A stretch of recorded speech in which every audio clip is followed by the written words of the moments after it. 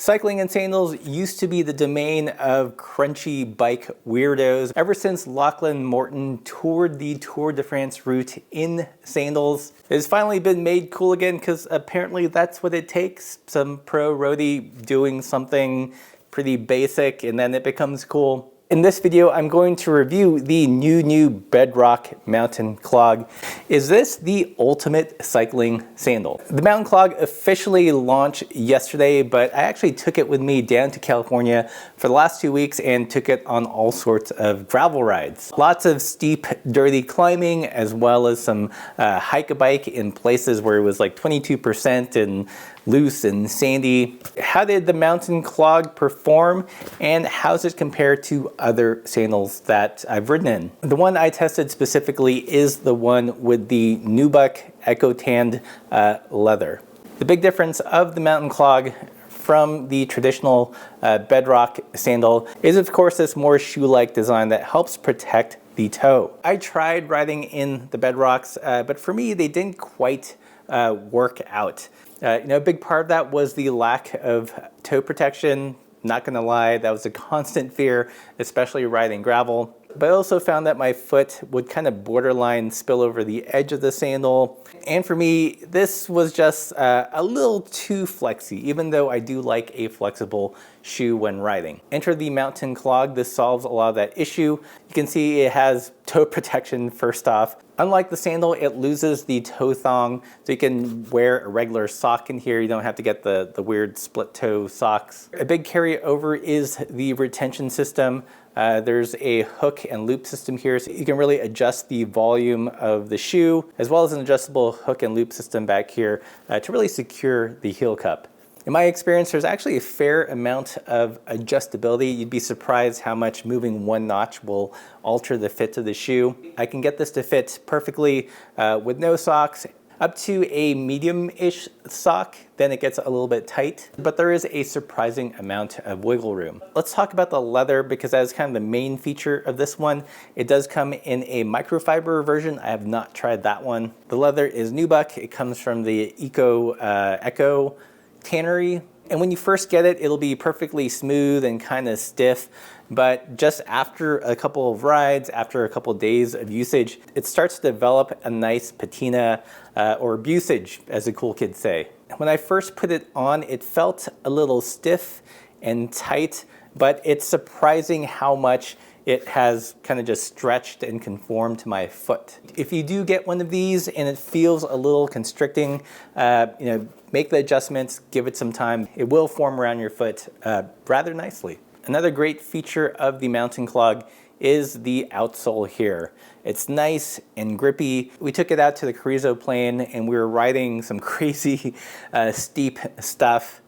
Some of it we had to walk. Just imagine marbles and sand on steep 20% hard pack. And these lugs were aggressive enough to give good purchase going both uphill as well as downhill. To me, it almost feels like a hiking boot, but with a clog form factor. That's kind of an interesting way to view this, as like an ultralight hiking boot or camp shoe. But since this is a biking channel, how does it feel on a bike ride? The outsole was amazingly grippy with the pedals I use. No fear of slippage. You guys know I'm a big fan of Lems. One of their downsides is the tread on some of their shoes.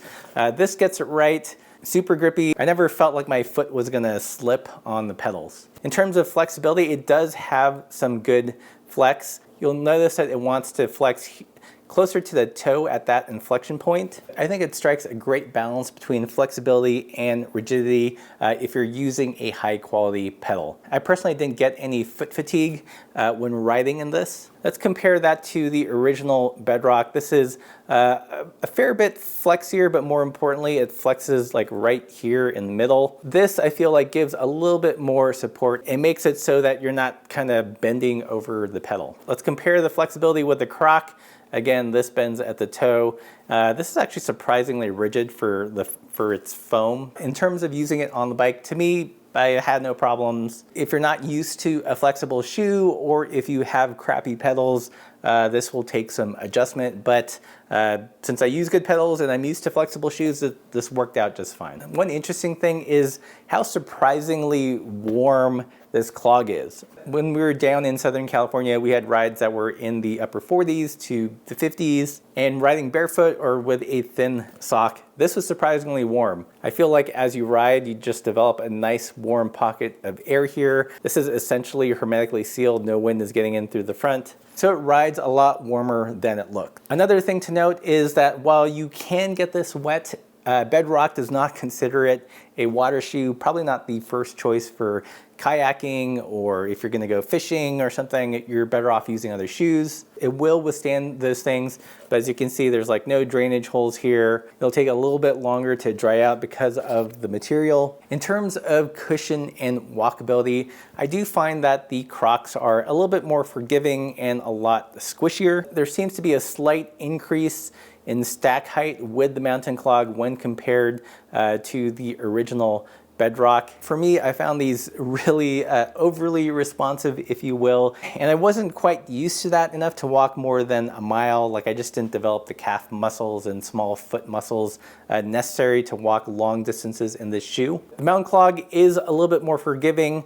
I'd say it's more cushion than the sandal, but a Hoka Clifton, this is not. Definitely more responsive than the Croc, but more walkable than the sandal for me. I think the last big differentiator between these guys is going to be weight and bulk. Crocs are on the bulky side, but they weigh hardly anything. I think one Croc is 165 grams. This is almost a no-brainer to strap onto your bike. The Bedrock sandal, on the other hand, has very little volume. This thing is amazing in how small you can pack it down. On our scales, this actually weighs a little bit more than the Croc at 230 grams. The mountain clog, however, it's a little less bulky than the Croc. You can kind of squish this down. So volume-wise, it's not too bad. Weight-wise, this is the heaviest of the three. One of these weighing in at 355 grams on our scales. So to me, this has crossed that threshold of, is this a take-along shoe or should this be your primary shoe? And for point of reference, the Lems I like to ride in, I think they're at 330 grams. I think if you're a minimalist weight weenie, this might give you pause to bring these on as a second pair. They might serve you better as just your primary pair. If you're not so much a weight weenie, this isn't a big deal. Just strap it to your rack, put it in the bottom of a pannier, and you're good to go. So what are the pros and cons? In terms of pros, I just love the fit of this one better than the original Bedrock sandal. This just fits better for me. I don't know if they're using a wider last. It feels like it. My toes aren't spilling over the edge. Toe protection, no brainer. I love the added cushion, and I think that's a good trade-off for the weight. This definitely makes it more walkable for me. Adjustability is great. You can really fine-tune your fit, both if you're using it barefoot as well as if you're using it with a sock. Love the outsole, super grippy, great for muddy, slick, marbles on hard pack, kind of hike-a-bike. Another abstract thing I like is that the leather kind of wears in. It conforms to your foot. It shows signs of use or usage. So let's talk about the cons. One of them, have not tested it yet because it hasn't gone super hot, is that I'm curious if these will get more sweaty in warmer weather. Like I said, it was surprisingly warm at 40 to 50 degrees. So I'm curious about what this is going to feel like at 70, 80, and 90 degrees. Another con is going to be the price. These are pretty spendy. MSRP on the leather is $170. Truth be told, the construction is awesome. They use excellent materials. It could have gone cheaper and charged less, but I think this was their all-out, we're gonna make a bomber mountain clog that's gonna last you a long time, and it's gonna be rugged enough for most adventures. Another downside is gonna be aesthetics. This is not gonna be to everyone's taste. To be honest, I thought it looked a little weird at first, but as it wore in, as it started to get these great lines of use, it felt more at home, and I came around to liking it. I think if this is your thing and the price isn't gonna scare you off, then definitely get it. This is a pretty cool product outside of biking. I think this might be my go-to camp shoe.